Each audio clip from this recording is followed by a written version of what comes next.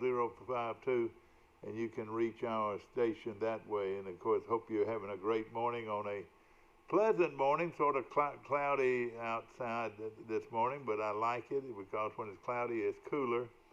And hopefully, we're going to get some cool weather. Do you have a temperature this morning from the airport, Steve? We're going to get that.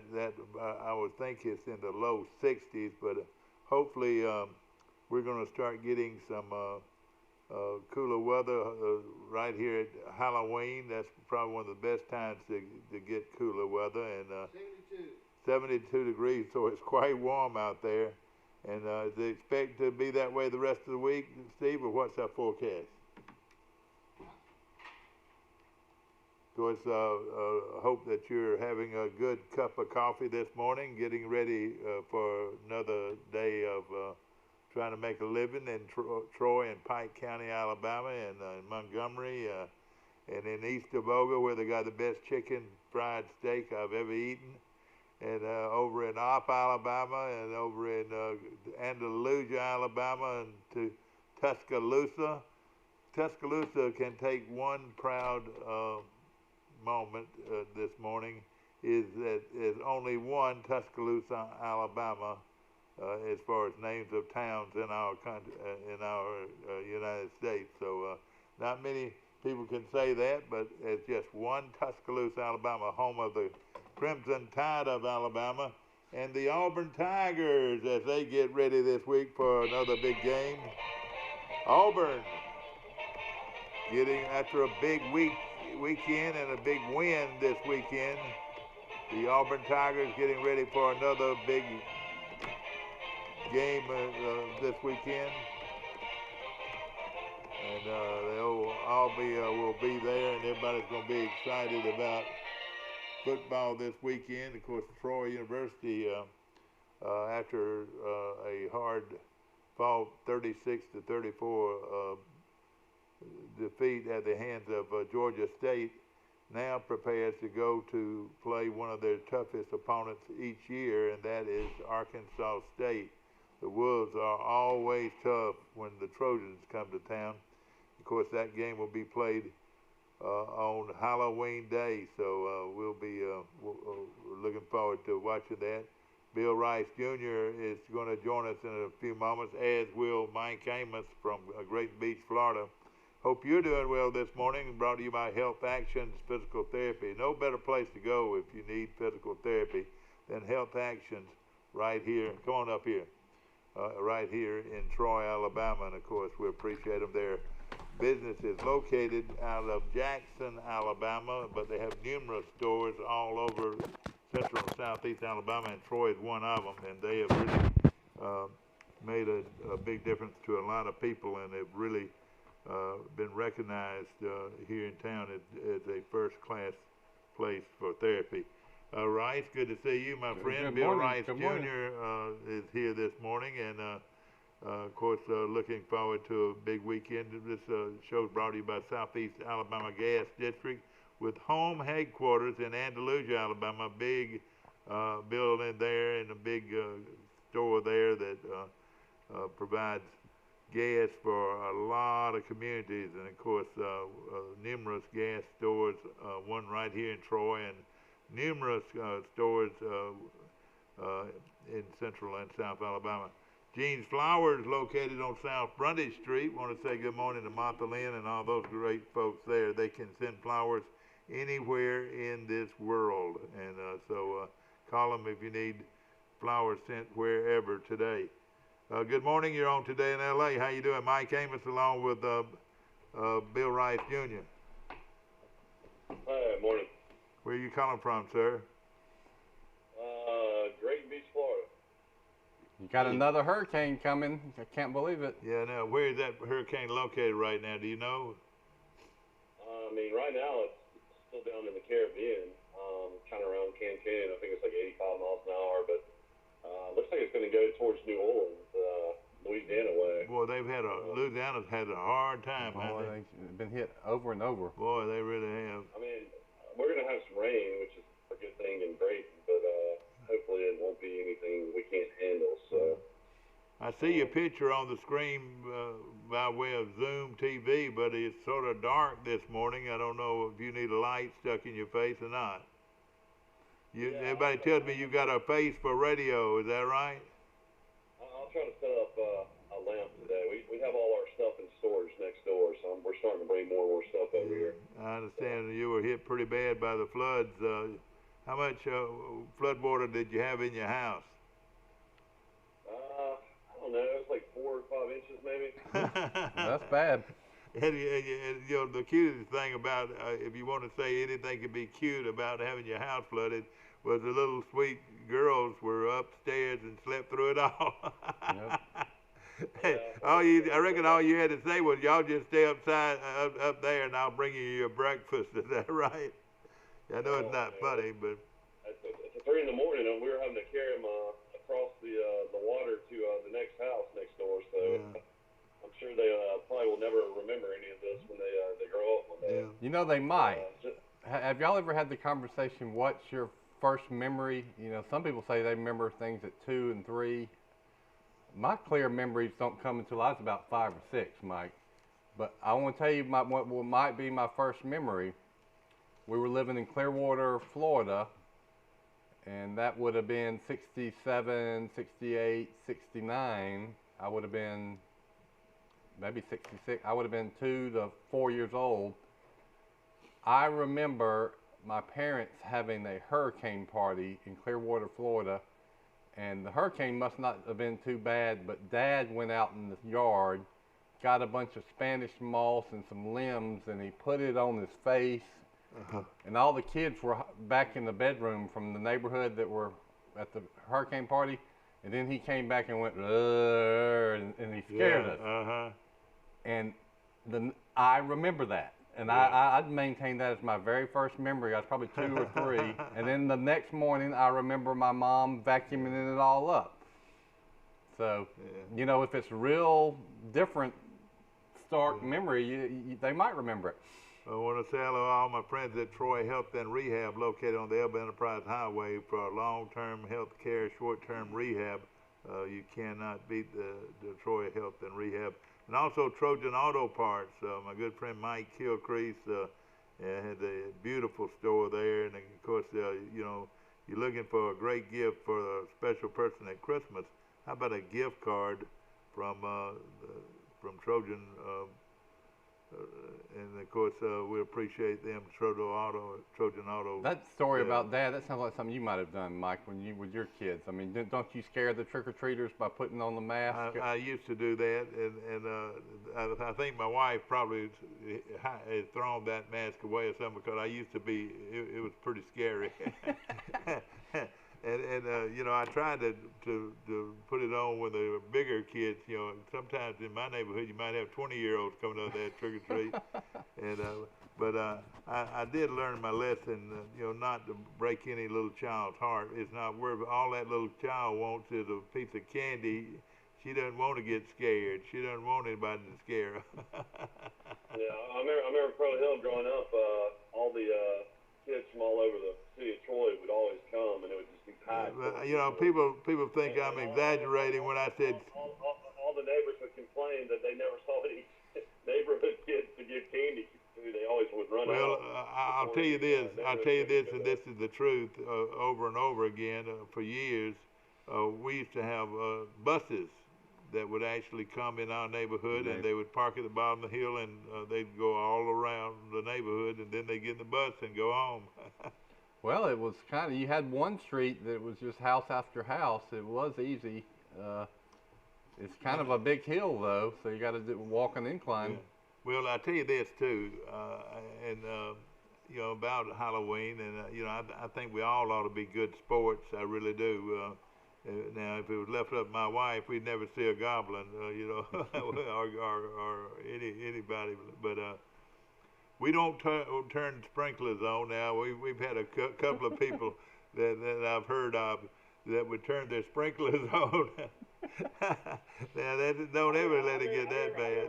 I remember somebody said that people were ringing doorbells at like 10 o'clock at night one time. Oh yeah, well they've done that, and that's not good either. You're right, and Yeah, the 16-year-old kids in good, the people that aren't even dressed up in good, and then they do come from all over. And I recommend that you come early with small children. Come early and get it done. While there's still some light out there, and let them go on ahead of the older people. And again, it's a responsibility not only of the person giving the candy away, but the people that are receiving it. Be nice and cordial, and everything will work fine. I tell you, Halloween being on a football Saturday, right in the middle of the Alabama-Mississippi State game, I don't see too many people having lights on. What's the time for the Alabama and Auburn games? I think Alabama's at 6. Well, let's put it this way: Kerry Rice will be handing out all the candy. Auburn's at 2:30. And Auburn's at 2:30 against LSU. That's going to be a good one. Well, that makes Troy will be at 2. You make a good Troy's point. At 2. I would say my wife could hand out the candy, but she's going to be taking the kids walking around trick or treating. So, what am I going to do? You're going to give the candy away, aren't you? Instead of watching the Mac Jones and Najee Harris.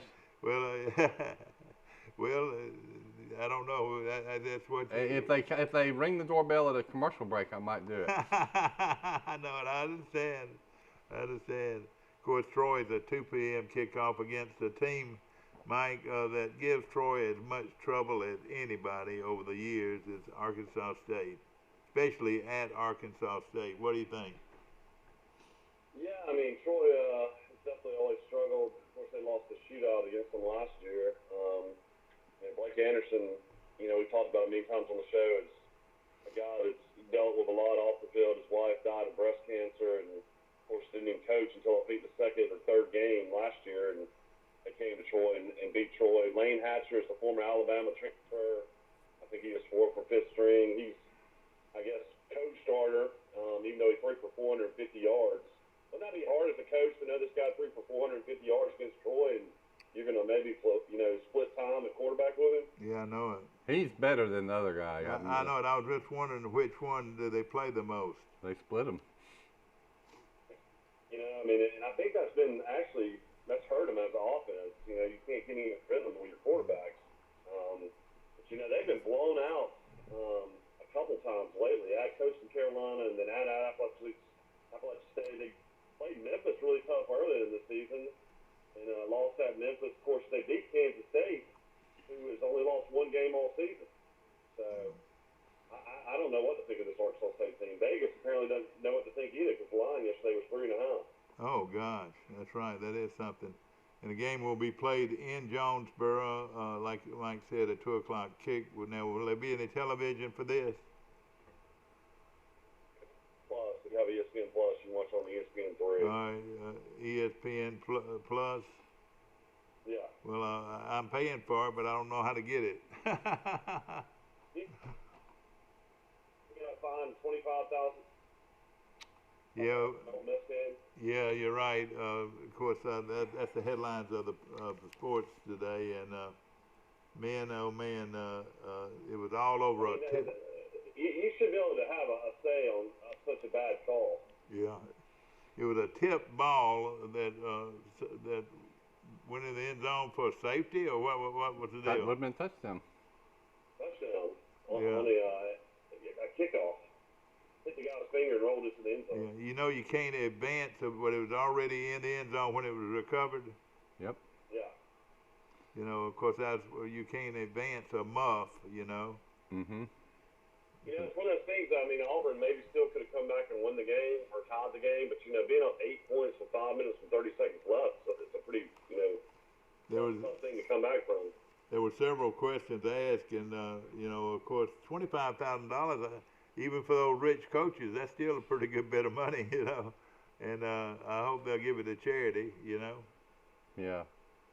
I don't know how that all works. But it was all about a call that the official when the coach asked the official should he challenge, the official told him, said, no, we've already looked at it, and it was nothing to it. Yeah. That's what he told him. The replays have been really bad all year. You know, Kentucky, I think, scored a touchdown against Auburn. They replayed it and said he didn't score. I've watched some other games, West Virginia, Baylor, where the Baylor guy is like literally on the back of a player in the end zone, and they called it not a touchdown. I mean, you've been seeing it all year. I mean, I don't understand. You know, Troy gets an onside kick. I mean, he catches it. After rolling 10 yards, it looks like on film to me. And they called it a recovery on the field on the onside kick with 34 seconds left. And I don't know how they came back on camera and said there was enough evidence to overturn it. You know, I haven't seen that play. That is another just little travesty there. You know what I think, Michael? I think ESPN is cutting back money because of COVID on their production crews, and it's affecting the replay. You know, the people are either they're not there on site, or they're looking at these little camera monitors or something. But you're right. You just added 4 or 5 great examples there. Well, like you. I mean, it's the difference in winning and losing. Now, Troy's kicker, I don't know if he could have made another, long kick. I mean, that might have been. Well, I tell you what, I did see him do. I saw him do this right before the game. I watched him. He kicked a 62-yard ball that hit the uprights and bounced away from 62 yards out. And I did see him do. He has a tremendous leg. And it would have been interesting to see. Well, this is one first down, and you're in field goal range. Yeah. But the word is this: what was it called on the field? And then is there any reason to doubt it? It was called a recovery. So that should have had to be super overwhelming evidence to overrule it. And you looked at it and you said you didn't see that indisputable evidence. I don't see how they could have overturned it. I don't think there was enough evidence. Yeah.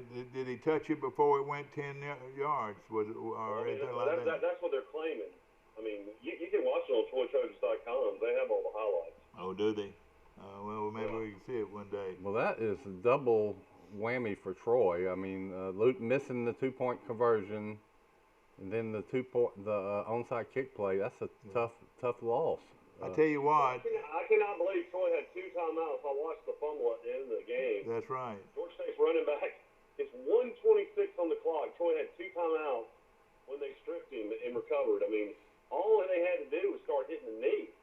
I mean, there was no reason to be running a play. Well, you're talking about Georgia State. Yeah. Georgia State giving opportunity was just crazy. Yeah, you're right. These are a lot of coaches do not understand probabilities. It drives me crazy. They're terrible at time management.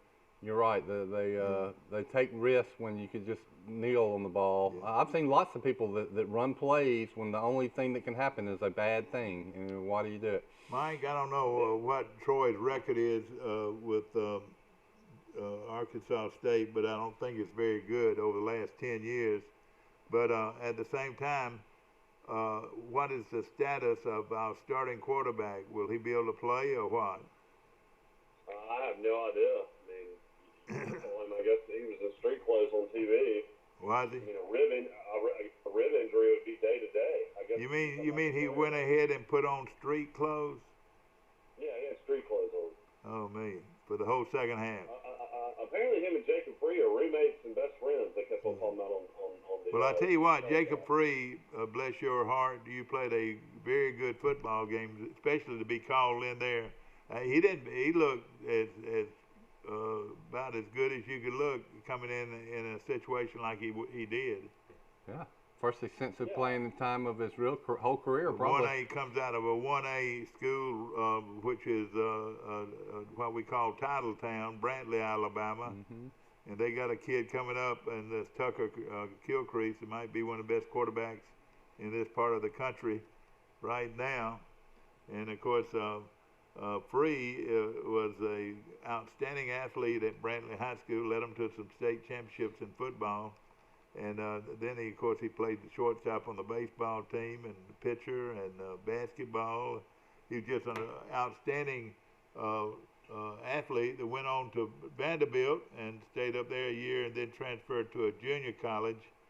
And then Troy picked him up out of a junior college. And Now, you know something about him, and this would be the best thing in the world for Jacob Free, is to have that year of eligibility given to him. But next year he'll have 2 years left. How much is what class? But doesn't Gunner too? Gunner Watson's only a sophomore though. I know it, but let me tell you, Free is Free. Compete with him. I tell you what, he is right there with him, and of course now Watson pitched well, or not pitched well, but played well. What? Free is definitely every bit of 6'5". Sometimes they kind of lie about sizes. That's right. Just look at him on TV. He is a legit 6'5". You know, you're right, Dad. Arkansas State has an all-time winning record against Troy. They've won 10 games. Troy's only won 6. 10 out of 6. Well, that's better than I thought it was. 10 out of 16. 10 out of 16. Okay, won 10 out of 16. And all-time series, Arkansas State's won 10, Troy's won 6. And that little town, of course, is not too far from Memphis, so it's not out in the boondocks. But Jonesboro, they take a lot of pride in their program there. So if you went to this game, you could stay in Memphis. Yeah, or Tunica. We stayed in Tunica many times and didn't have much success going to the game. Well, the great thing about Tunica, they gave you a room. That was pretty nice. Yeah, we had a free room, but we definitely paid for it when it was all said and done. Well, I know one time we went to a baseball tournament over there. Also, I pulled out one time and literally just got out of the casino gates, and a Mississippi trooper pulled me over within like about 1 minute. It was almost like he was told that this guy was coming because, like you said, once you got out of the premises of the casino area, you was pulled over, and I think your ticket cost you more than how much money you lost, whatever. You know what? That is one of the weirdest areas. I don't know if you've ever been there, Rice, but it's like casinos out in the middle of cornfields and pasture land out in the middle of nowhere. Yeah, well, they had to be on a river. Most of them have to be on a river, and that's where they were. I mean, you drive miles and miles and see absolutely nothing but farmland, and then also these big casinos. But you're not far from Memphis, and I'm sure the reason it was there because of Memphis and so forth. Well, it's like the casino in the Porch Creek Indian Casino in Montgomery. It's just kind of out in the sticks and kind of a rough area. Yeah. Have you ever been to Elvis's home in Memphis? Nope. I passed through Memphis one time on a Greyhound bus, and that's it. That's the only time I've been. Well, I tell you, you haven't missed much. The houses that you can remember back in the '60s, late '50s, and early '60s, with the shag carpet and the gaudy, all that gaudy look. That's where it is. They just kept it just like it was. But the grounds are beautiful, and of course, it's something to see. I would go if I went to Memphis. The great one, one of the greatest singers of all time, performers of all time, was Elvis Presley. And don't they pack them in that? In fact, name me somebody that could could hang with Elvis. That could hang with Elvis Presley. The whole picture, the whole thing. When he put on a. I mean, who was bigger, Elvis or Sinatra? Elvis. That's Sinatra. But he came to mind though, Michael, when you started thinking that he would be in the conversation, and the Beatles, John and Paul. Yeah. But I'm just talking about individual singers. Yeah. I mean, Michael Jackson's way up there. Yeah. Oh, Elvis would have been really up there, and of course, as far as great singers, I reckon you would have to say Sinatra, or I tell you who had the smoothest voice of anybody was Dean Martin. Dean Martin had a smooth voice. You ever watch those Dean Martin celebrity roasts? Oh yeah. Oh yeah. And let me tell you this. That's one of the funniest television ever. And he always had a drink in his hand, and a lot of people said he didn't even drink. But he had one in his hand. That was his image, yeah. And always had a cigarette, Boy, back in those days, as a kid, or growing up from 18 on up, man, if you didn't smoke a cigarette, you were not very cool at all. So that's where a lot of folks started.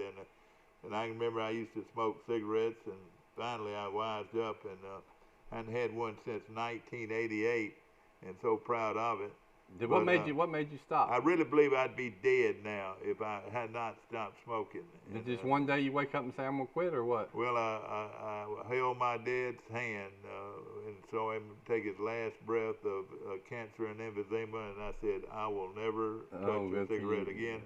And I have never taken 32 years. Even a puff. of a cigarette since. And Was it my daddy saved my life, because I would have probably. Some people could take smoking and some people couldn't. I just always, had problems with it, and shouldn't have even began to be like that. And I see all my friends that we used to make fun of that he don't even smoke. He don't even wear peg pants. No, you said they were pretty follow smart. the leader, and it sure is not the way to go most of the time. Follow the leader off the cliff. Well, and of course we've got a huge presidential election coming up, and people are sort of laid back about this thing. This is a very important vote. 65 million voters now is what the headline I read this morning said. All right, I'm gonna put one of you on hold and bring them. Let's go to that line right here. Good morning, you're on Today in L.A. How you doing? Hey, Mike, Will Matthews. Will, how you doing this morning? That's something I wanted to tell you, and I appreciate you calling this morning. You know, I was supposed to have surgery in Birmingham on Wednesday. Well, we have had to cancel that surgery for another date, because one of the people that was doing the surgery, which was a woman doctor, she had went on maternity leave. Oh Lord, okay. Yeah. Well, So I'm gonna tell them not to use her. But it has been canceled, and we're gonna do it later on. And I was looking at. I'm gonna put Mike on hold. Let me bring him on in here a minute. all right. Will. All right.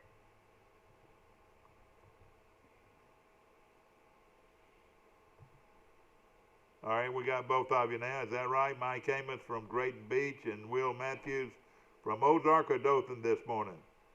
I'm in Ozark today, in court. Yeah, of course, Will's a good friend of mine. I just wanted to pass that word and out to all of you that I appreciate your prayers and your thoughts and notes that I've received.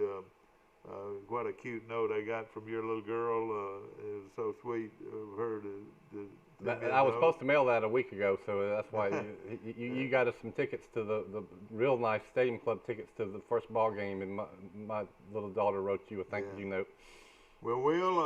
So Will knows all about the Supreme Court, the new Supreme Court, I guess nominee, or I guess she's official now. Will, was that a big day for the United States of America? You know, people have asked me what Trump's greatest accomplishment in his 3 3/4 years in the presidency. It's his 3 Supreme Court picks. No question. Yeah, I agree. And now, once those folks go on board, hey, you can't take them off, can you? Nope. They're there for life, Mike. They're there for life. But now the big debate is the Democrats allegedly want to, quote unquote, pack the court, by which I mean that they want to expand the number of Supreme Court justices. Oh yeah, they just put 15 in there and put 6 liberals in there, and then they get whatever they want. Yeah. And on. Well, they're talking about statehood for Puerto Rico, District of Columbia, and things like that. Bill, where that comes in, you don't think, well, so what? They already get the vote. Well, this is the problem. If you're a state, you get 2 senators. Yeah. And they're going to have, that would add 4 liberal senators to the Senate. And guess what? You know, that'd give them a majority. Yeah, I know. And I noticed that this $4 deal, what they're campaigning on that support this thing by giving $4. How does that work? I don't know anything about that. Well, all right. Let's just say this. Is that legal for them to be able to do that? To come up with 2 new states and 4 new senators? I never even knew that was even possible. Yeah, statehood for Puerto Rico and District of Columbia has been brought up over and over and over again. Yeah, they could do it in the. All right. Right now, they're only 4 slots away from having the control of the Senate. Is that right? Yeah, well, actually, there's 53 or 54 Republicans right now, 46 Democrats. Yeah. What did Romney do? Did Romney support it? Yeah, Romney voted for the girl. She did. All right. What's the big deal that she's not from Harvard or Yale? That she, what did she go to, Notre Dame? Well, she went to Notre Dame, graduated #1 in her class. All of the Supreme Court justices are graduates of Harvard or Yale Law School, every single one of them. Oh my gosh, I never knew that. It's been that way, Mike. It's been that way for years. Well, I mean, how could they be conservative then? Yeah, good point. Well, they are. There are some that are conservative. Some are allegedly conservative. Well, I don't know. Chief Justice Roberts, I don't think he's as conservative as some of us hoped he would be. No. Well, this nation has got to really be very, very conscious of how important this race is going to be, and what we not got to do more than anything is unite our country. That's what's more important than anything. If I was campaigning for an office, that would be one of the main things that I would think about, would be uniting our country and put some oneness in our country. And Mike, if you run on that, you won't get a vote. Depends on which party you run. If you run Democrat, Republicans don't ever vote for you. And you know what? I don't hear anybody talking about the Lord and you know, like this place was founded on well, that's the Democratic Bible toting people. The Democrats want to get God out of everything. They want to get your guns. There's just so many liberal, crazy views that they've got. They want to spend trillions of dollars on the environment, which our environment's better than 99% of the countries in this world. That's true. You know, now they're talking about, I don't know if you read it, but just recently they're talking about this meteorite that's heading for the country, and they're millions of miles away, but they're heading for the earth, trying to scare people off with that being... well, if I tell you, if a meteorite was going to hit the Earth, it would hit it in the year 2020. That would just seem about right. Yeah, didn't we already have this movie? It was called Armageddon. Bruce Willis saved us. You don't remember? Mm-hmm. Yeah, that was an asteroid. Yeah. Well, do you notice that we landed? What's the difference between a meteorite and an asteroid? An asteroid is smaller, isn't it? An asteroid would be the size of New York City. Oh, really? Meteorite would be the size of a Volkswagen. I know, coming in very fast. I'm interested in this, Will, and Rice, you might know too. So, what states do you need to look for early on election night that's going to, you know, kind of tell the tale of if Biden's going to win or Trump's going to win? What do you need to look for early? Michael, it is so simple. It's not even. This is so simple. My son told me this yesterday. There are 4 states. Trump's got to win 2 of them. Okay? Florida? No, Florida's not in there. Florida's going for Trump. You can write that one down.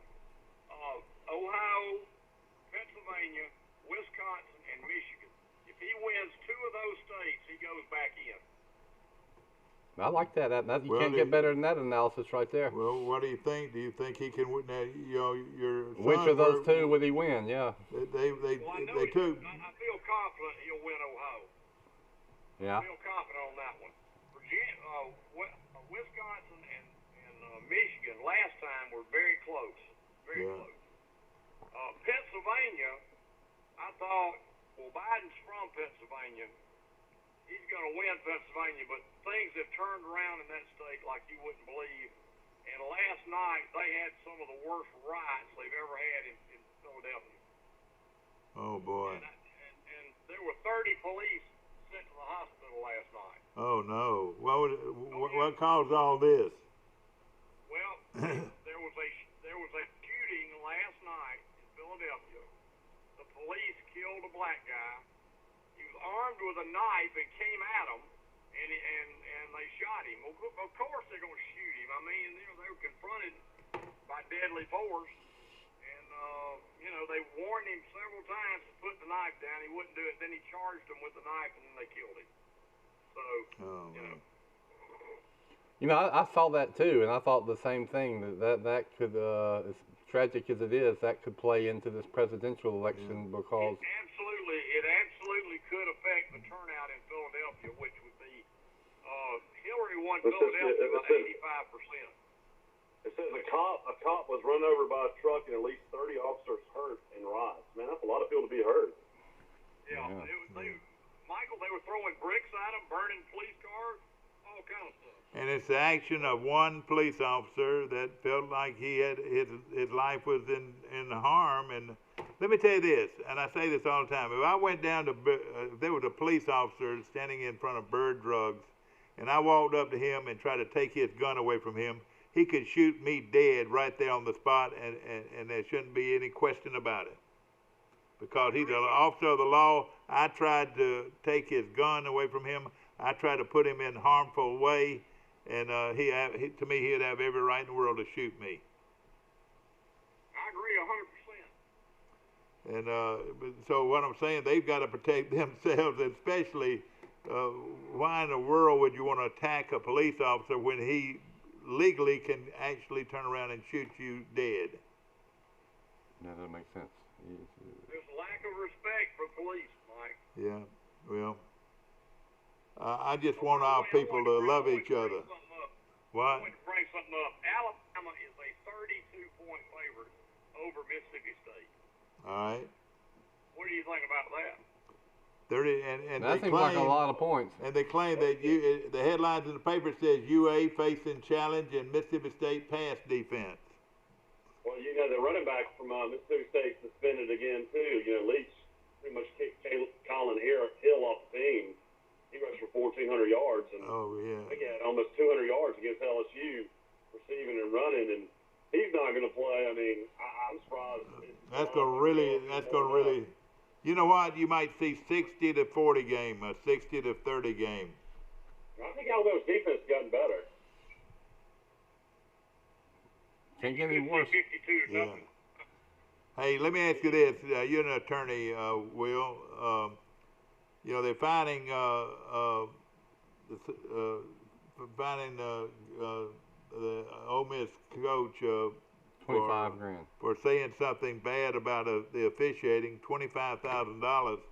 When do we get into that kind of stuff? That's the first time I've ever seen a coach fined like that. They do it in the You know, NFL. it's hell to be telling the truth. He got robbed. You know, he got robbed. Yeah, you get punished for telling the truth. Well, the official though came over there and said, they didn't think it was worth looking at or something like that, or did. He could have thrown the challenge flag. Yeah, I was wondering why he didn't do that. I would have called the timeout. You can call a timeout and give yourself more time to the lobby. So he could have done more. Yeah, Tiffin could have. He could have called timeout. Yeah, that's right. That's right. But now it was during the time of the game though. He didn't want to use up a timeout because if he was found to be wrong, he would have lost the timeout. Well, I know, but that was a potential game-changing play. There's a real good article in the paper today. You know, and about it. everybody says that his finger moved. It just looks like to me that the ball was going one direction, then it started going another direction. I think it hit the guy's shin too. Yeah. Let me read this. The call on the field was a touchback because the referees ruled Shivers did not touch the ball. Kiffin asked the referee in the moment if he needed to challenge the play, but the official he spoke with told him the replay officials at the league office had already reviewed the play and didn't find anything worth reviewing. So instead of Ole Miss getting an extra touchdown late in the fourth quarter to take on its 1-point lead, the game simply continued on, even though replay review fairly clearly shows the ball ricocheting off Shivers' finger. And why couldn't they see that? That's what gets me, you know. Well, Auburn has been living well, but you know, Auburn also, I didn't know this, I missed it after halftime. Auburn returns the kick for a touchdown. I saw that. It's this Bixby kid that's Yeah, so good, the he's freshman. something, yeah. And they called a holding penalty and called it back. The holding penalty was behind the play, Way behind and I didn't look at it good, but the announcer said that is a ticky-tack sorry call. In other words, the guy didn't hold. And so Auburn lost a touchdown from a bad call too. And I look at it like this: if it's not going to affect the play, don't call it. And if it's close, unless it's flagrant, you know. If it doesn't affect the play, and if it's close or borderline, don't call it. But they call it, man. So many games, the outcome of so many games is determined by plays like that. Well, now. How do you think this has happened so far this season, though, with Alabama and Auburn? As far as I know, they've had no players miss games due to COVID. I mean, what are they doing differently than all the rest of these teams in the SEC? I mean, Alabama's had no players, I know for sure, and I think Auburn, other than before the season started, they had issues, but I don't think they've had any guys miss games. Yeah, that's a good point. I don't know either. You know, Cecil Hurt, who is a very well-known writer, he works for a guy named Bobby Rice, a guy that has Troy connections. Bobby Rice has got Troy connections. What are his connections? He grew up in Troy. Yes, he grew up in Troy. And he graduated from Troy University. And his daddy was on the Bear Bryant's first national championship team at Alabama. And his mom did a lot too, though. Don't forget he wore numbers in the 80s and numbers in the 70s. When he played tackle, his numbers were the 70s, but when he played defensive end, it was in the 80s. 81, wasn't it, or what? What was his number? 84? Well, we weren't at Alabama. They played both ways, so he was a defensive end and a tight end his first couple years. So he was number 85. 8 plus 5 equals 13. Yeah. And then he kept growing and putting on weight, and so they made an offensive tackle out of him, which happens a lot. And his number became 76. 7 plus 6 equals 13. Yeah. And when he played for Did Troy, you do that on purpose? Yeah. When he played for Troy High School, he was number 13. Number 13. He was a big, skinny fullback. Big Bill Rice. So did Bob get in the newspaper business because of you, Bill? Yeah. Here's the rest of the story. He was a salesman for a company here in town that sold not batteries, but out there on the Henderson Highway. He was a salesman, and he had done a little sales out of college, and I was working at the Chamber of Commerce, and I'd previously been the sports editor at the Messenger, and Don Herring sold, and then I worked for the Troy Progress, and Don Herring sold the Troy Progress to the Messenger, Don and Karen Herring. So really, Troy only had one paper. There was 2 little papers, but then they closed the Troy Progress. So I said, well, Troy could use 2 papers again.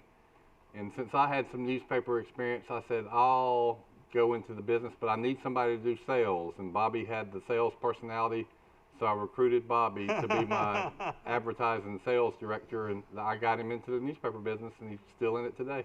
Yeah. Probably cursing me for that, but he's still in it. Well, and you know, the Birmingham paper still in existence at all, Mike? Or there's more people that get the Tuscaloosa News than Birmingham News. I think the Birmingham News runs, 2 days a week? Yeah. 3 days, I think. You know, I would think that Bobby Rice would, his role in news in this state is pretty high, wouldn't you say? Well, there's not very many big daily papers left, and he's at the he's the general manager or publisher of the Tuscaloosa News, and the Montgomery Advertiser's hanging in there. But yeah, the Birmingham News, the Huntsville Times, the Mobile Press Register all used to be dailies, and they're all pretty much don't exist anymore. And then I think newspapers in general are going by the way of the dinosaur. Yeah. Of course, Do y'all still have the Dope and Eagle every day? Yeah. And we still have the Montgomery Advertiser pretty much every day, but it's small. I don't get the Dope. I got the Dope and Eagle for years, and I haven't gotten it in 7 years. I haven't missed it a bit. Well, the newspapers are, everybody that had a subscription or canceling their subscription, like you, once upon a time, everybody on the street would have a newspaper. That's right. And then people would buy them at the racks all over town, and now you don't even see the racks. You can't even hardly find the racks. You're right. And then the advertising, you look in the papers and look for the hardware store ads. It used to be 50 or 60%, 70% ads, and now a paper might be 10% ads. Yeah. So newspapers for a decade plus have been really hurting, and with COVID, it's getting dire. It's really kind of scary. They're like you said, I mean, in 2 or 3 years, there might not be a daily newspaper in America. Well, let me tell you this that I didn't like. The Montgomery Advertiser did not have anything on Troy's game. Oh, man. On Sunday morning, and the Dothan paper does Yeah, they do a better serve job. Troy a lot better than the Montgomery paper does. But that is unbelievable for an afternoon game. The Sunday Montgomery Advertiser did not even have. And you know why that? One of the reasons for that is to save money. The Montgomery Advertiser is no longer printed in Montgomery. You know where it's printed? In Tuscaloosa. Tuscaloosa. Yeah. So that they gotta ship their papers from Tuscaloosa down to Troy, so it takes longer. Of course, Cecil Hurt has been with that Tuscaloosa paper for a long time, and is considered the top writer in the state right now. You know, of course, Benny Marshall's son is in Huntsville. He's still pretty big, isn't he? For the Auburn website, Yeah. Philip Marshall. And you know, and that right there tickles me. He writes for Auburn Undercover. Yeah.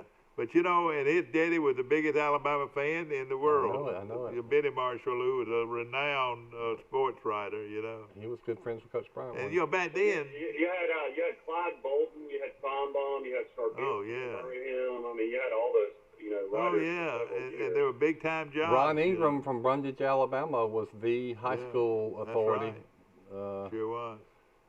And then, of course, one of the great journalists of all time was Ingram here at WSFA.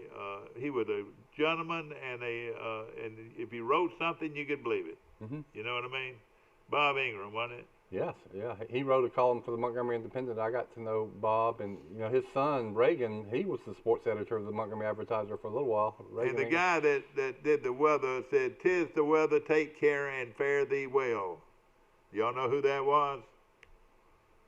Who? Rich Thomas. No.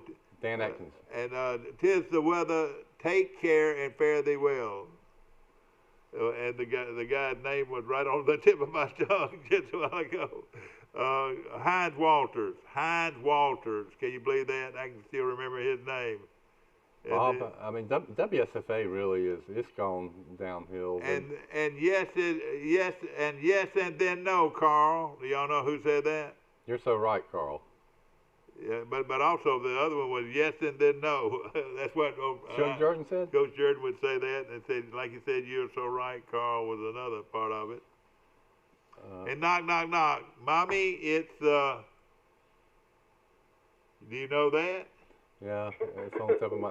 Knock, knock, knock. Mommy, it's the Farm Bureau man. The Iceman cometh. The postman always rings twice. And what would old Jim Five? How would he end it every time? Jim Five, y'all. Yeah, he had a send off. Jim Fife was great. As an Alabama fan, I got to admit that Jim Fife was really good. And I thank you for yours. When Auburn was losing, turning it over to listen to Fife was one of the best things in football history. He took it serious, didn't he? Somebody that wore it on his sleeve. My God. Oh gosh, but and of course, Fife would say, "My time's up. I thank you for yours." Yeah, you remember that? Yeah, he was really good. And he was like, "Let me tell you this," and I knew him personally, and he and I were friends. And of course, he was a huge Auburn guy, but I don't know if there's ever been a better radio talk show guy than Fife. He was great. Yeah. And he supported Troy a lot too. Oh, he did. He sure did. Of course, he's a Kentucky native, and he came here.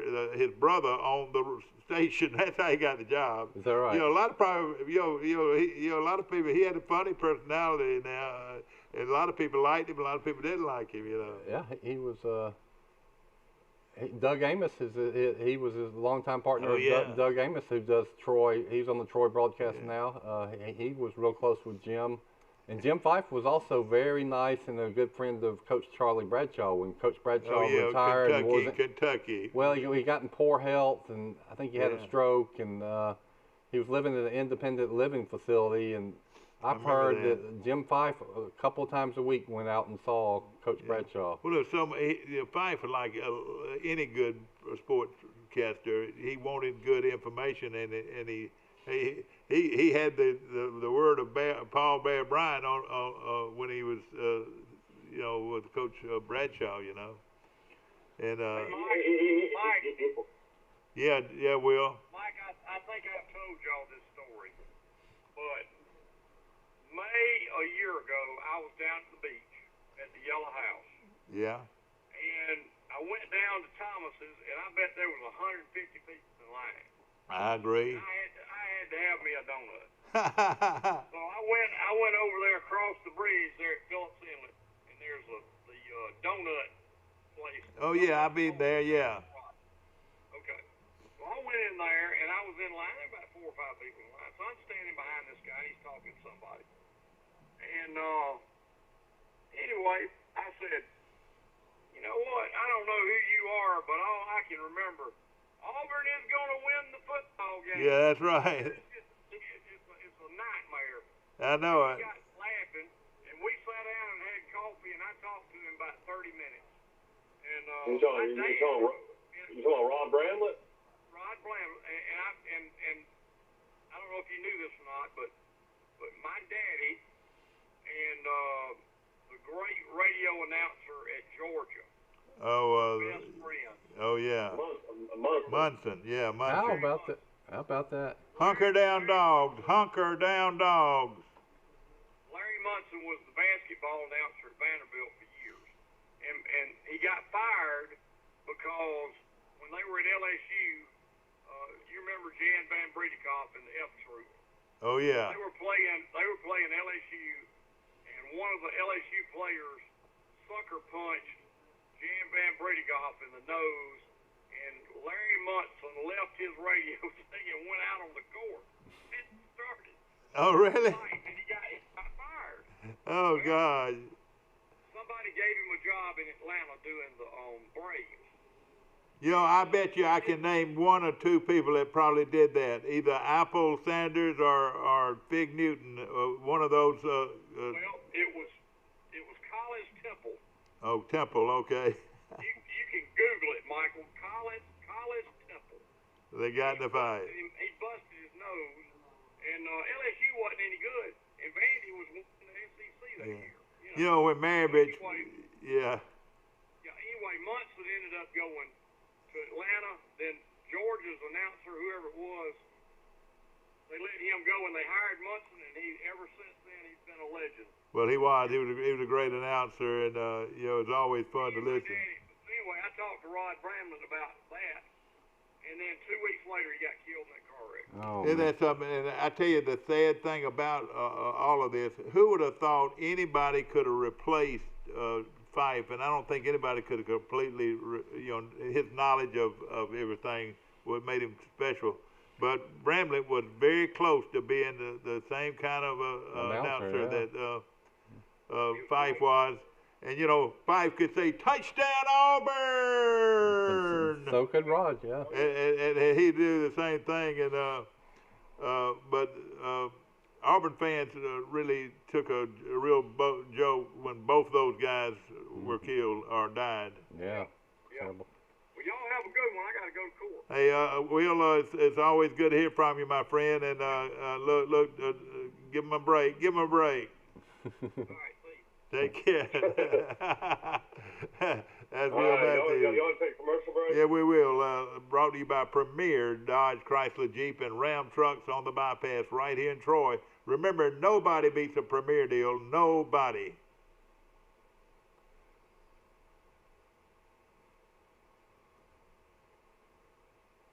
So We'll stay right here. Let's rock! It's Rocktober at there we are, commercial. Rock out in a new Ram with rock bottom prices. Save up to $17,777 on new Ram Crew Cab. New Jeep Renegade start at $17,988. Shop us now. Nobody beats a Premier deal. Nobody. Our history is woven with the stories of those we serve. At Max, we've been a good community partner for 65 years. Max is dedicated to providing dependable financial services and to supporting our communities. We volunteer our time and share our resources. As a credit union, we've returned millions of dollars back to our members, local nonprofits, and small businesses. Max is honored to be a part of your story. We look forward to serving you for years to come. Napa know-how. Trojan Auto Parts of Troy, home of Napa Know-How. Stop by and see owners Mike and Melissa Kilcrease and their Napa Know-How team with over 100 years of combined experience. We're the only locally owned parts store in Pike County, and we're fully stocked and ready to serve you. We pride ourselves on being your go-to parts store, not only for the simple items, but we specialize in those hard-to-find items as well. Trojan Auto Parts, the right part at the right price at the right time. Napa, a name you've trusted here in Troy since 1945. A personal touch, a high level of trust. Whether it's checking and savings accounts, personal or business loans, or our local friendly service. That's what Troy Bank and Trust customers expect. But now we offer more. Free identity theft protection for our new and existing customers, protecting your family's time, money, and good name from identity theft. Because protecting your identity is now a big part of our identity. Have you seen an increase in your insurance premiums or significant change in your insurance coverage? Let Sandbeck Insurance offer you a better plan to suit your business or personal needs. Sandbeck Insurance offers many lines of insurance, whether it's home, farm, or auto insurance, work comp, business, or health and life policies. Sandbeck is here for you. Call or visit our Troy, Enterprise, or Andalusia office today. Sandbeck Insurance, where we take pride in taking care of your insurance needs. The way people looked at college football. They were back, ladies and gentlemen. We're talking about Halloween, and one of the greatest plays in college football history happened on Halloween night in Jackson, Mississippi, when LSU great player and Heisman Trophy winner Billy Cannon returned an Ole Miss punt 80 yards for a touchdown for LSU's big victory over Ole Miss in a regular season game. Now, later on in the Sugar Bowl, in that same year in the Sugar Bowl, Charlie Flowers, the quarterback at Ole Miss, led Ole Miss to a big victory over LSU. Oh, they got revenge. They got revenge. Yeah, that's the rest of the story. See, what do you say every day? If you watch this show, you'll learn something. I didn't know that. That's right. I mean, would you say that's one of the better football movies of all time with Dennis Quaid and John Goodman? It was good. They call him the Golden Ghost or something like that. The Ghost, wasn't it? Billy Cannon. What was the name of the show? It was and it was. Didn't he get in some trouble later in his life or something? I think he might have. He was an eye doctor, though. I think he got some charges against him or something. But let me tell you this: he changed the way people looked at college football. First of all, Cannon was bigger and stronger. He was probably 6'2" and weighed about 220, and he could outrun everybody. He could fly. I mean, he had great speed, and he was like a decathlon guy, you know. Mm-hmm. But he was a great player, and he made that big play against Ole Miss that night that made him famous, and he never did really do a whole lot after that. He played some pro football, but Dad was briefly teammates with Billy Cannon for the Houston Oilers. Yeah, that's right. The two famous people on that team were Billy Cannon and George Blanda. Yeah, so Dad, for like 3 or 4 weeks, played with both of those guys. The movie was called Everybody's All-American. That's right. Everybody's All-American, starring Dennis Quaid, and it was a very good movie. I really enjoyed it. And of course, Dennis Quaid is one of my favorite actors, anyway. But it had Jessica Lange in it. And she wasn't hard to look at. That's right. She was easy on the thing about it, see, he started working out seriously with weights, and he was just so much bigger and stronger than everybody else, you know. Alabama had Mike Frocky that came around about the same time, and he stayed hurt most of the time with knee Bobby surgery. Marlowe was probably how big. Yeah.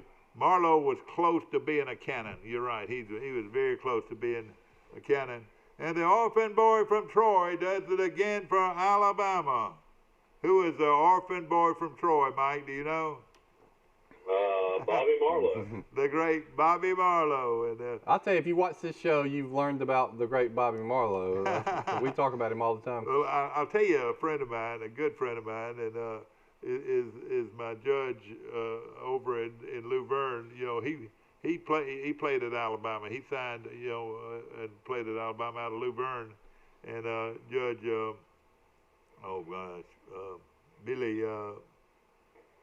I don't know, a lot of small town boys. But of course, he used to tell me a lot of stories about watching Bobby Marlowe play when he was young, and I'll tell you this, he was big and strong, and of course he was raised at the Alabama Baptist Children's Home. He could outrun everybody. He weighed 195 pounds and he was all muscle. But I talked to a good friend of mine, Sammy Carr, who's not with us anymore, but a good friend of mine. He played safety for Luverne High School. And he said everybody just wanted to turn around. When Marlowe got the ball and he broke through the line of scrimmage, he said everybody wanted to run to the beach. And they wanted to have to tackle him because he was all knees and everything. But I'll tell you a real good story, a true story, that Hootie Ingram, former athletic director at Alabama and Florida State, and played for the University of Alabama, played defensive back. He said, we were talking to him at a baseball game one afternoon, and we were talking about Marlowe, and he said, I didn't worry about making the tackle when I knew Marlowe was playing linebacker in front of me. He said he made every tackle. Back then they played both ways, and he did something that a lot of people have not done. He made first team All-American as a running back and as a linebacker. Did you know that? Yeah, he just looks like a linebacker, yeah. And he played both ways and was just a great player. And, of course, he would have been a household word if he had not decided to play in Canada. He went to, I want to say he got a little more money. He got a little more money. He got a little bit more money. Or he would have signed with the Giants. The Giants. I think he was the second overall pick in the NFL yeah, that's draft. right. And he would have been a household word. He would have played with Frank Gifford and all those guys, What might have been? Yeah, that's a good question. Has anybody that was born and raised and played at Troy High or Charles Simpson High School ever played in the pros in an NFL game? I know your dad was close, Bill. Anybody else? Yeah, he was. Yeah, that's a good. I don't think the answer is no. Bobby Marlowe could have and been an All-Pro. Dad got cut. Your dad was with Miami. Why didn't he get hurt? He was playing with the Houston Oilers. He got Houston. cut in the last cut. So he played in some preseason games, but he didn't play in a regular season game. I mean, I know Sinkay never went to the draft or was a free agent. He never got a shot. Boy, that was a waste of time. Here is the story in Pike County though. The players that Pike County High School has produced. Oh yeah. Just look at Alabama. I mean, I'm talking about in my lifetime. Yeah. We forget about Steve Wilson, played safety for Alabama for 3 years. Stephen Wilson. Cornelius Griffin was captain of the team and had a great NFL career. Quincy Jackson had a great career at Alabama as a wide receiver and then in the Arena League. We sometimes forget Nick Walker, remember, was a tight end. Oh, yeah. Started for several years at Alabama. So that's 4 from Pike County High School in a period of about 15 or 20 years. Of course, the first one was... He mentioned Fred Baxter. No, that's Alabama. Now let's go to Auburn. Fred Baxter was standout at Auburn and had a 10-year NFL career. Well, who else from Auburn played? Randy Walls. But he didn't play pro ball. Randy didn't. But he played he started at Auburn. Yeah, no question about it. Yeah, that's a good question though. Back to the Troy, I'm trying to think anybody from Troy that even came close. I mean, the kid Zach Etheridge, was played for Auburn, but I don't think he ever got a shot in the pros. No, he didn't. But he was a great player. Yeah. Is there an outside chance Richard McBride could be the first person? Yeah. It could be. It could be. No question about it. Now. I mean, I'm just trying to think of all the great players. Willie Collins never got a chance in the pros. Yeah, boy, how good he was too. I'm just trying to think of actual guys that grew up in Troy, Alabama. So Marvin Barron, played at Alabama and never made it in the pros because he got hurt. Dad, I'll tell you some trivia. Never happened. I'll tell you some trivia about Dad. When he got cut, and he had hurt his knee in the Senior Bowl again, and so I don't know if he was ever 100% trying to make that team. But he got cut, but he got waived, but he got picked up by another team. So Dad could have gone and kept playing football, but by that time he started a family, hadn't he? Yeah, and he had a commission in the Army, and they didn't pay players much, and he was kind of had it. He played then he went and played 2 years for Fort Benning Doughboys. Yeah, that was the closest thing. But he probably could have kept trying. You know, like a lot of nowadays people get cut, and what do? They just hang around and try to make practice teams, but nope. But you're right. And, but the money was so different back then compared to today. Yeah. Yeah, a lot of people thought the big Ewan kid that came out of Charles Henderson was Cam Ness. He was a 5-star offensive lineman. That's right. I think maybe he started a few games in Alabama, but he was, he was the number one offensive line. Yeah, when he came out, he was the number one offensive line prospect in the state. Ewing, was an excellent high school player. Well, then, who was it? Marvin Barron, or that got hurt? There was some good players. Marvin Barron was injured in a car wreck, along with one of the top linebackers ever at Alabama, and I'm trying to think of his name. His whole career was. I mean, it's just interesting to think about, though. You think of all the great players that played at Troy High and Charles Henderson, and there's never been one guy to make it to the NFL. The closest thing to it would have been Marlowe, and of course that went way back, and you would say he played professional ball. But that is right. Marlowe played his last football season in 1948 or 9. Yeah. So you're talking 71 years since Troy has produced a player that had NFL real a guy that had talent was Albert Elmore. Albert Elmore, actually played ahead of Bart Starr at Alabama, and held a record for the longest pass play in Alabama history, 88 yards to a guy named Bobby Luna. That record held until Pierre Good went 99 yards on a pass from the old boy from South Carolina that was so good. But Pierre Good broke that record. But Albert Elmore, from right here in Troy, held that. Have you heard the story about what Bart Starr, what the injury he had at Alabama that might have held him back? I don't know, but it came out later. Are you talking about when they hazed him so bad? Well, the A Club, that's the Varsity Letterman's Club, and they had a little hazing ritual. I've never heard this story. Well, this is a big article about it. They give you flats, wax. Yeah. Like they used to do in some fraternities. Yeah. Dad was in the A Club, so he got them too. He did say that they were getting ready to do it to Pat Tremble, and Pat Tremble said, "You ain't doing that to me," and they didn't do it to Pat Tremble. Hey, he'd whip them. But they say this is from Bart Starr's wife, said Bart Starr had serious injuries from his slats, his A Club slats. Yeah. That affected him his last couple years at Alabama. Yeah. A lot of people say this, and there are two great quarterbacks that came out of Alabama. Of course, the state of Alabama. One of them was Pat Sullivan, and the other one was Bart Starr. And I was told by, God rest his soul, one of my all-time favorite people, Bud Casey, told me that one of the finest men he's ever known in his life was Pat Sullivan. And they said the same thing about Bart Starr. Two great men that made gentlemen, gentlemen that were some of the greatest players that ever played football in Alabama. Mm-hmm. Pat Sullivan. I have never heard anybody say a bad thing about. And who Pat Sullivan's best friend at Auburn was Jerry Colley. They lived right next door to each other. They were both married, and they lived right next door to each other at Auburn. And Jerry, of course, is a well-known veterinarian, and people. Now Jerry was a big old strong kid that played at played at Auburn, and of course, he's lived there ever since. And everybody, you ask anybody from Opelika or Auburn, and if they know Jerry Colley, they do. He's quite a man, no question. So who started Beach TV down here at the beach?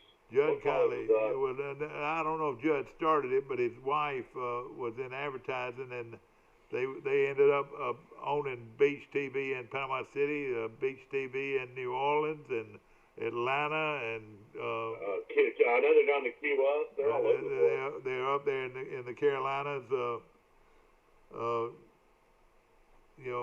They've been very successful. Let's say that. Wow. Judd Colley was a quarterback, a good high school quarterback at Charles Henderson High School. What about Al Head? Al Head was it would go down between Al Head and the kid from Ingram kid from here in Troy is the two best quarterbacks ever to play quarterback. You know, I know Al, and he is one of the great gentlemen and nicest guy. Everybody in Montgomery knows Al Head now. That's where he's director of the State Arts Council. So I got to know Al, but I don't remember him playing football. But you see him now, you would not think that he was some outstanding he was a athlete, backup but he must have been. Bird. He was a backup to Sam Bird, and he came back the first game he played in after Sam had graduated. He threw 5 touchdowns against Sanford in a game that was played at Repute Stadium in Dothan. He was real good until he tore his knee up. You know, back then they just didn't know how to fix knees. I've heard too many stories about people. Was he a running quarterback or a passing quarterback? Yes, he was a running quarterback. I bet he was. He could really run, and he was just a very good quarterback. He was probably more prolific, but let me tell you, Austin Ingram, man, how could you be better than him? Did you ever see him play? Yes, yeah. Oh, not in person, but I would watch the playbacks on Troy Cablevision, and I was always very impressed. He looked in a game played in some of the worst conditions I think I've ever seen. Mike almost got killed going back home. The weather was so bad, but we were at Coosa Central, this new school up in. You're at Central Clay. Yeah, and it's Central of Clay, which is they won 2 or 3 state championships since then. But Charles Simpson went up there, and Ingram. I've never seen a guy throw the football like Ingram did that night. And he threw a pass right before the half in that game that put that game away almost in the first half. That I don't know if anybody could have made. I mean, he just had a great arm and could throw and knew the game. It was a student of the game. Austin Ingram and Al Head would be a real battle on the best quarterbacks ever play at Charles Henderson High School. Yeah. There was. I mean, if Ingram would have been 6'1", he definitely could have played in college somewhere. Yeah, you're exactly right. You know, Brian Smith, that's now the offensive coordinator at UAB. When he was with Coach Fountain, they had a Brian Vincent. All right, thank you, Brian Vincent. He was a very good coach. But he had a quarterback that threw it to little Will Jones. What was that kid's name? Stevens' kid. Yeah, Stevens. Yeah, he was. He was really underrated. But I tell you this: when Ingram and John Johnson, I don't know if you could have had a better combination of. Well, he had that big 6'5" receiver. I can't think of his name that went to Georgia Southern, I think. What was his name? The big guy. He's the one that made the big diving catch in the end zone against Central Clay. Yeah. He was a really good player, too. No question about it. I can name the starting quarterbacks at Charles Henderson through about 1988. Let's try it. Mark Davis played for his daddy, and his Russian's good friends. Good passer, and he held some passing records early. You know, he could really throw. A good baseball player. He didn't play baseball, but his last year. Yeah. Then, Danny Lee played a little quarterback. Believe it or not. Danny Lee was a good athlete. Oh, but Danny's watching right now. He's a good kicker, real good kicker. I think people got hurt, and he had to play quarterback. But then Barry Tucker took over for a couple years. And Tucker was the quarterback on the state championship team. That it was so small, and he would actually hide behind the center. And I had people that tell me that played against him said we couldn't even couldn't even see the guy. He was Troy's version of Mike Turk. That's right, and he was really good. And he was a winner too. And then after that I was a quarterback, but I got really moved positions, and it became Ed Black and Kyle Ingalls split time. And the Rainey boy played some quarterback too, didn't he? In B team, and he was a safety. And did he play Todd Rainey did play. Todd one some year option type stuff. Yeah. He split a little time with Barry Tucker. That's right. And then after Ed and Kyle, Steve Grice, that is a professor. That's right. At Troy, was a good quarterback. And then Sam Drake, Bobby's good friend. My brother was known as a baseball player, but he was the quarterback on the football team. He's a guy that if he had the right tutelage, somebody just took him to the side and taught him to be a quarterback, he would have been really good because he had a rocket arm. You know. Yeah, he definitely had a rocket arm. All right, Dad. After that, you announced the Charles Henderson games for 32 years. You should know the rest of the quarterbacks. Well, who came in after Sam Drake?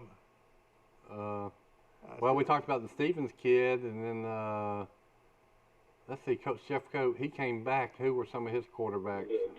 Jeffcoat had Morgan Ingram, Austin's uncle. Austin's, yeah, uncle. That's right. And then after that, he had Satchmo Grubbs.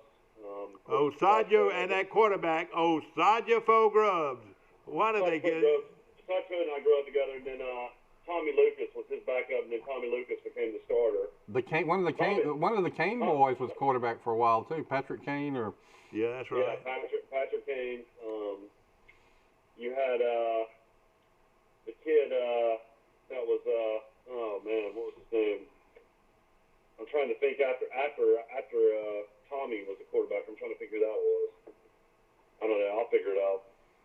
Yeah, well, it's hard for me to remember any of those guys. But they all were good players and played in good programs. All of them had good programs. They played in good ones. We're gonna take it. I think Patrick Kane went and played at Millsaps. Yeah, he was really fast. He could run. No question about it. We'll be back. Yeah, I mean the best athlete was Corey Dennis, probably. Oh, he was a good athlete. No question about it. Played at Georgia Tech. We're going to take a short break. We'll be right back. By its very nature, doing big things takes resilience and strength.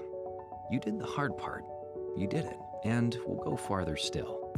Max is proud to be your champion, removing obstacles that get in your way.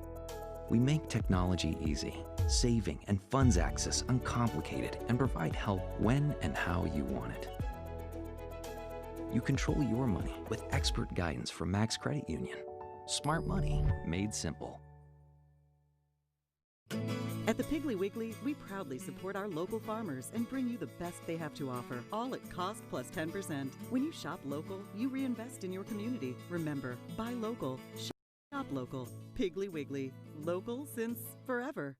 Troy Cable Security Wi-Fi doorbell camera allows you to answer the door from your smartphone when you are at home, at work, or on the go. When a visitor presses the button, Troy Cable Security sends a live video feed to your smartphone so you can see, hear, and speak to the person at your door. With the doorbell camera, you can have your porch light turn on automatically when it detects motion at night to create the appearance that someone is at home. You can view video clips so you can always know who stopped by when you are out. Troy Cable Security. You love them, protect them.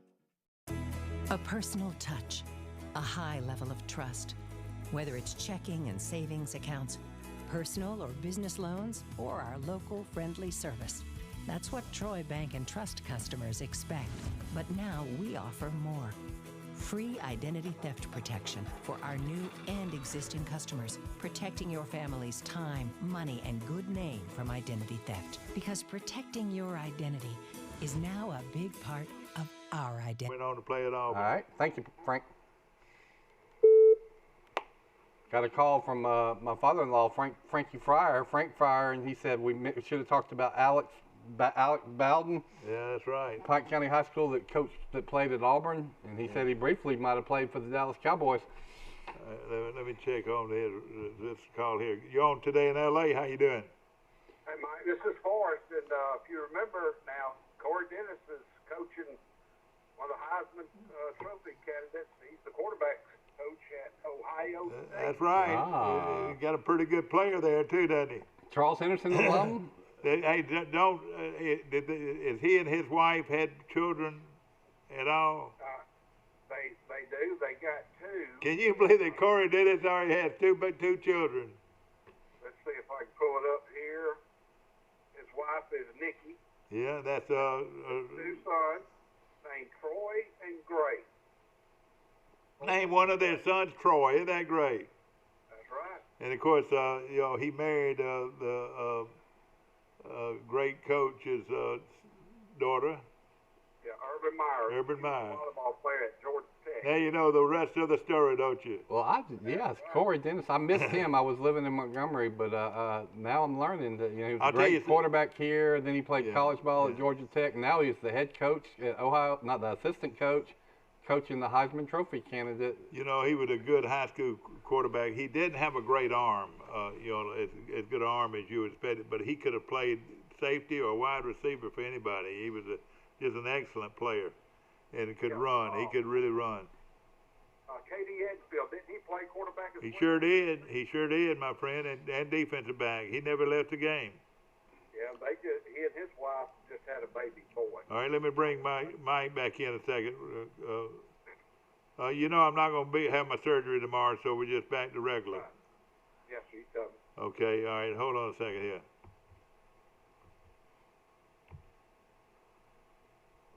All right, let's see if that'll do it.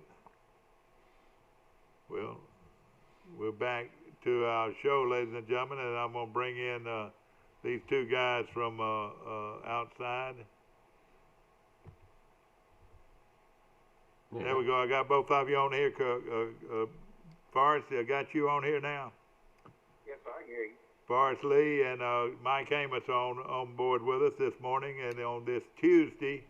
And of course, brought to you by Circle Insurance. My good friend Sam Judah, one of the largest insurers in the Wiregrass, located in downtown Ozark. Appreciate also our good friends at Noble Manor for assisted living. You cannot beat Tell us a Noble little. Manor. Have you heard anything about Sim? How is it? Well, let me just tell you a few things. We lost another one of the great players that played on the Billy Atkins 1968 championship team, Mike Sadler, who was a great player for that team, has died in Montgomery. Mike Sadler was a black belt, a 7th-degree black belt when he played linebacker at Troy State College at the time. And of course was excellent player and a good friend of mine. And want also for you to pray for Troy Morgan. Troy Morgan has been under the weather, and hopefully he'll be able to get well. And as will Sim Bird. Sim Bird has been in intensive care in Montgomery for something like 3 weeks now, and hopefully he's going to make it. Our prayers and our thoughts to all those families. And, how old is Troy Morgan now? I mean, I remember him going to games when I was Troy had to be older than you. I would think Troy was 50, I would think, in his 50s. I would think he was close to 60. He might have been. And I tell you what a great young man Troy Morgan was. His daddy, Mike Morgan, good friend of mine, and they went to every Troy game. A lot of times they'll leave Troy at midnight and drive all night long to be at a Troy game in Texas. Wow. And in his wheelchair, yeah. I mean, he was at every national championship game I know.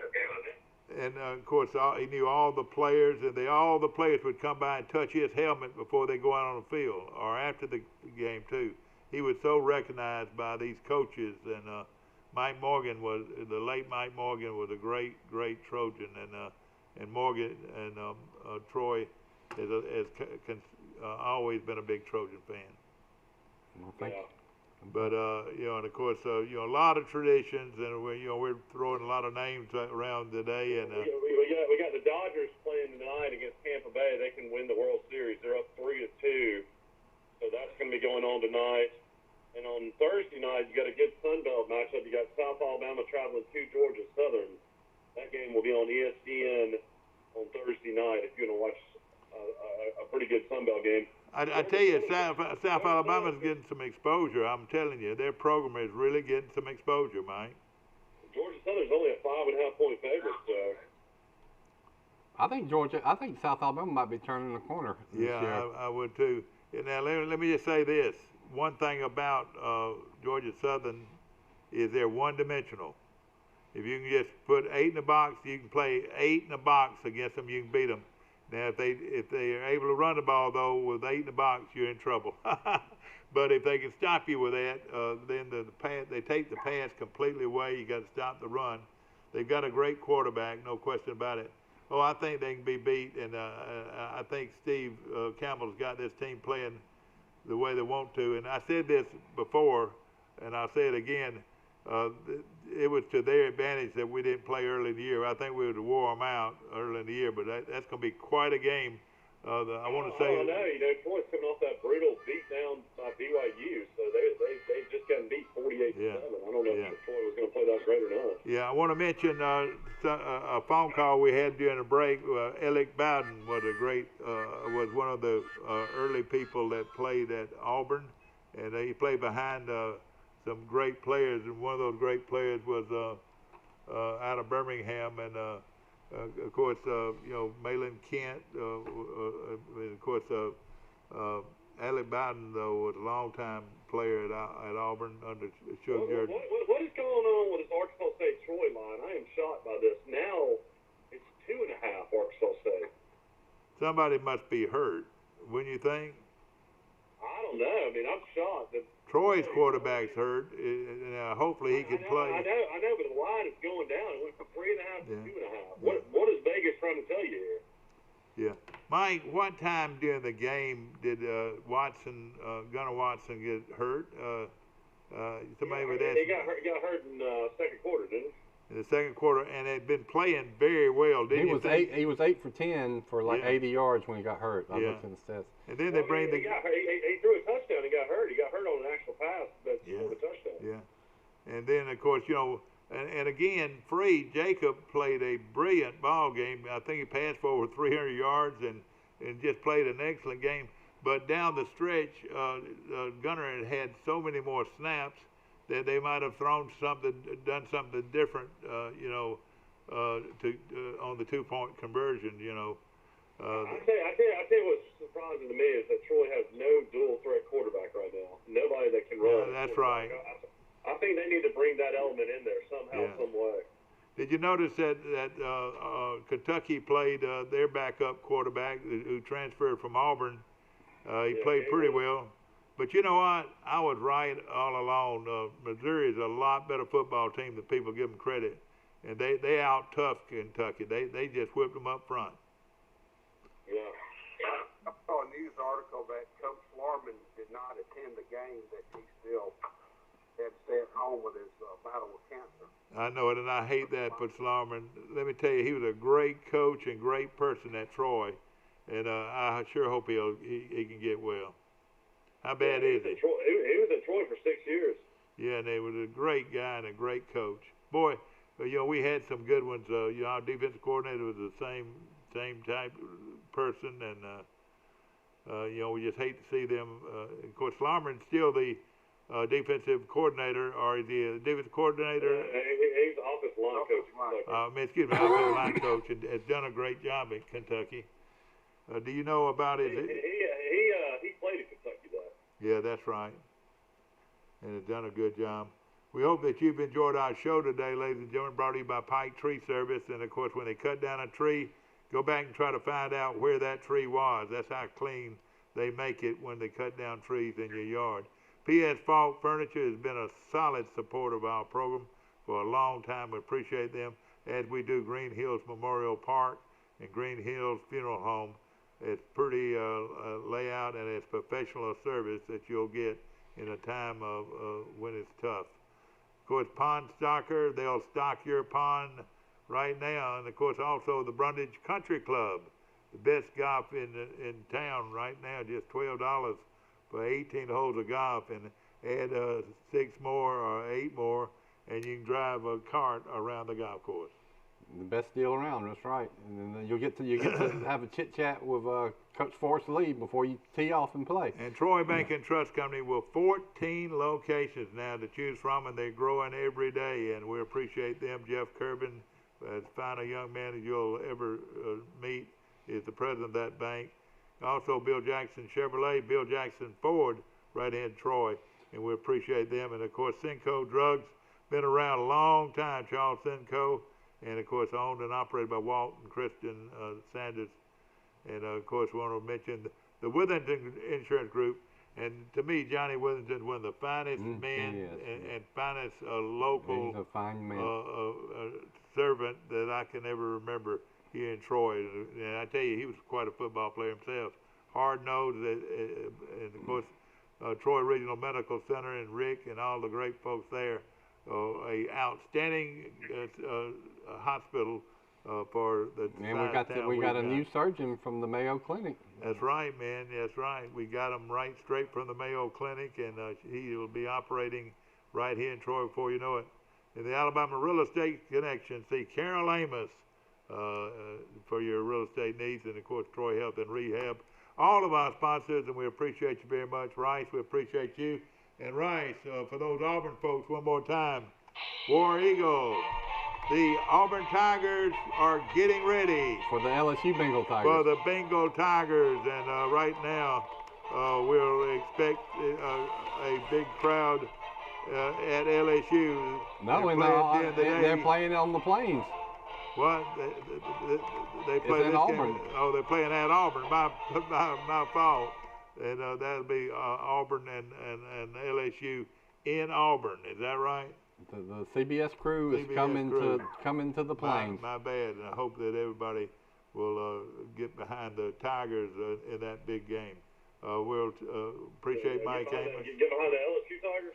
Mike, I was thinking for some reason that game was played in Baton Rouge, but it was played in Auburn. Is that right?